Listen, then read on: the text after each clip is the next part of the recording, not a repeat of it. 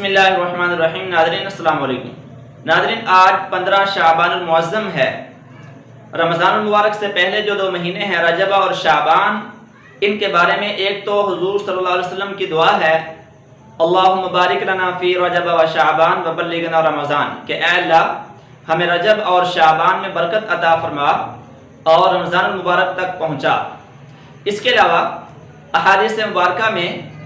اس طرح سے اس مہینے کا یعنی شعبان کا تذکرہ ہے کہ مسلم شریف کی روایت ہے، حضرت عائشہ صدیقہ رضی اللہ تعالیٰ عنہ فرماتی ہیں کہ حضور صلی اللہ علیہ وسلم شعبان میں اتنی کثرت سے روزے رکھتے تھے کہ اس کے علاوہ اور کسی مہینے میں نبی پاک صلی اللہ علیہ وسلم اتنے زیادہ روزے نہیں رکھتے تھے۔ اور حضرت عائشہ رضی اللہ تعالیٰ عنہ فرماتی ہیں کہ بسا اوقات آپ صلی اللہ علیہ وسلم روزے رکھتے تو لگاتار روزے رکھتے اور ہم سمجھتے کہ آپ اب روزہ چھوڑیں گے نہیں، پھر آپ چھوڑتے تو ہم سمجھتے کہ آپ صلی اللہ علیہ وسلم اب رکھیں گے نہیں، یعنی لگاتار چھوڑتے رہتے۔ اور اس میں محدثین نے ایک نقطہ لکھا ہے، انہوں نے کہا کہ حضور صلی اللہ علیہ وسلم کا کوئی لگا بندہ معمول نہیں تھا، کیونکہ اگر ایسا ہوتا تو امت پر نبی کریم صلی اللہ علیہ وسلم کی یہ پیروی کرنا مشکل ہو جاتا۔ اس لیے آپ صلی اللہ علیہ وسلم نے وسعت والا عمل اختیار فرمایا کہ جس میں امت کے لیے آسانی ہو۔ اور اسی طرح حضرت عائشہ رضی اللہ تعالیٰ عنہ فرماتی ہیں کہ شعبان میں آپ صلی اللہ علیہ وسلم کثرت کے ساتھ روزے رکھتے تھے، یعنی رمضان مبارک مکمل روزے رکھتے تھے۔ اس کے علاوہ اور کسی مہینے میں اتنے زیادہ روزے نہیں رکھتے تھے جتنے شعبان میں رکھتے تھے، اور یہ بھی اس لیے کہ تاکہ رمضان المبارک کی استعداد پیدا ہو جائے، یعنی رمضان المبارک کے روزے رکھنے کی قوت حاصل ہو جائے اور ذہنی طور پر امت جو ہے وہ شعبان میں روزے رکھے تاکہ رمضان میں روزے رکھنے کی اس کے اندر قوت پیدا ہو جائے۔ جیسے فرض نماز سے پہلے سنت ہے، نفل ہے، یہ کس لیے ہے کہ تاکہ فرض نماز کی استعداد پیدا ہو جائے، یکسوئی پیدا ہو جائے، یکسوئی حاصل ہو جائے اور رجوع حاصل ہو جائے۔ ایسے ہی رمضان سے پہلے روزے رکھنے کی یعنی جو حکمت عملی ہے وہ کیا ہے؟ رمضان کی تیاری ہے۔ اسی طرح دوسری روایت ہے حضرت اسامہ بن زید رضی اللہ تعالیٰ عنہ، انہوں نے حضور صلی اللہ علیہ وسلم سے سوال کیا کہ یا رسول اللہ آپ شعبان میں کثرت کے ساتھ روزے رکھتے ہیں، اس کی کیا وجہ ہے؟ تو حضور صلی اللہ علیہ وسلم نے فرمایا کہ اے اسامہ، یہ جو مہینہ ہے رمضان اور رجب کے درمیان ہے، اس کے بارے میں اکثر لوگ غافل ہیں، یعنی یہ بڑا فضیلت والا برکت والا مہینہ ہے اور اس میں ہمارے جو اعمال ہیں وہ اللہ کے ہاں پیش ہوتے ہیں۔ تو حضور صلی اللہ علیہ وسلم نے فرمایا کہ میں چاہتا ہوں کہ میرا عمل، میرے اعمال اس حال میں اللہ کے ہاں پیش ہوں کہ میں روزے کی حالت میں ہوں۔ تو یہ امت کو بھی درس ہے کہ امت جو ہے وہ بھی اس مہینے میں روزے رکھے۔ اس کے علاوہ احادیث کے اندر یہ بات موجود ہے کہ نبی کریم صلی اللہ علیہ وسلم ہر مہینے کی 13، 14 اور 15 تاریخ کو، یعنی چاند کی جو 13، 14 اور 15 تاریخ ہے، اس کو ایام 20 کہتے ہیں، ان میں حضور صلی اللہ علیہ وسلم روزے رکھتے تھے۔ اور اس کے علاوہ سوموار اور جمعرات کا آپ صلی اللہ علیہ وسلم کا معمول تھا کہ ان 2 دنوں میں بھی آپ صلی اللہ علیہ وسلم روزے رکھتے تھے۔ اب اگلی روایت جو ہے اس کو امام ترمذی اور مسند احمد، امام احمد رحمۃ اللہ علیہ نے بھی نقل کیا ہے۔ وہ روایت اس طرح سے ہے کہ حضرت عائشہ رضی اللہ تعالیٰ عنہ فرماتی ہیں کہ ایک مرتبہ حضور صلی اللہ علیہ وسلم کو میں نے اپنے پاس موجود نہ پایا، یعنی رات کے وقت 15 شعبان کو میں نے دیکھا کہ حضور صلی اللہ علیہ وسلم موجود نہیں ہیں۔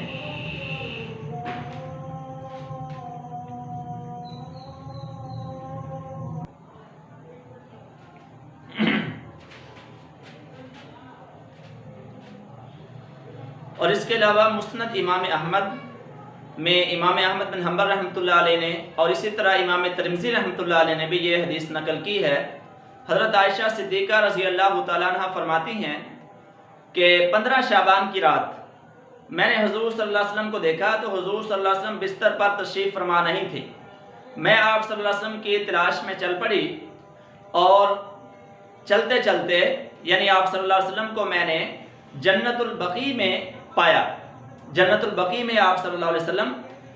ظاہر ہے کہ قبروں سے ایک طرف ہٹ کر آپ صلی اللہ علیہ وسلم سجدہ ریز تھے، یعنی اللہ تعالیٰ کے حضور سجدہ ریز تھے اور اللہ تعالیٰ سے دعا مانگ رہے تھے، تو لمبا سجدہ آپ صلی اللہ علیہ وسلم نے فرمایا، اور اس کے بعد حضرت عائشہ صدیقہ رضی اللہ تعالیٰ عنہ سے گفتگو بھی ہوئی، اور حضور صلی اللہ علیہ وسلم نے فرمایا کہ عائشہ، اس رات کو اللہ تعالیٰ جل شانہ آسمان اول پر نزول فرماتے ہیں، اور یہ پکار اور ندا لگائی جاتی ہے کہ ہے کوئی عزت مانگنے والا جس کو ہم عزت دیں، ہے کوئی رزق مانگنے والا جس کو روزی دی جائے، ہے کوئی اولاد مانگنے والا، یعنی جو بھی جائز چیز اللہ تعالیٰ سے مانگی جا سکتی ہے اللہ تعالیٰ جل شانہ اس رات کو عطا فرماتے ہیں۔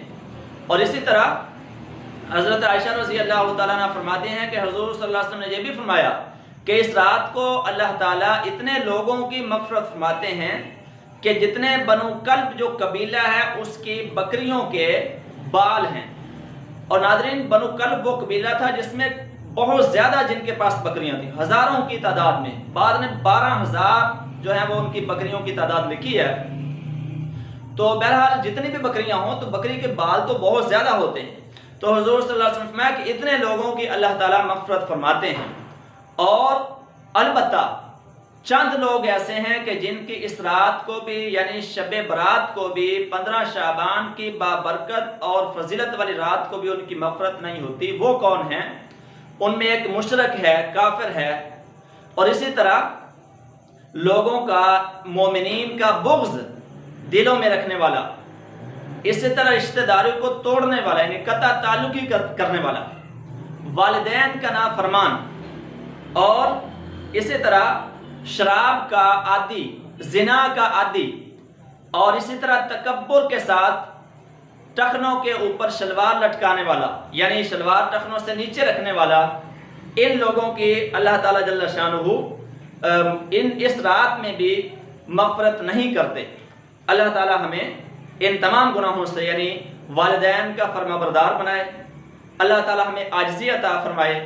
شراب اور زنا سے اللہ تعالیٰ ہم سب کی حفاظت فرمائے، تکبر سے ہماری حفاظت فرمائے، اور اسی طرح شرک اور جتنے بھی دوسرے گناہ آئے ہیں ان سب سے ہماری حفاظت فرمائے۔ اور اسی طرح ناظرین، مشکاۃ شریف کی روایت ہے، حضرت عائشہ صدیقہ رضی اللہ تعالیٰ عنہ فرماتی ہیں کہ حضور صلی اللہ علیہ وسلم نے فرمایا کہ اس رات کو یعنی 15 شعبان کی جو رات ہے، اس میں اللہ تعالیٰ مختلف فرشتوں کو ان کے کام سونپ دیتے ہیں۔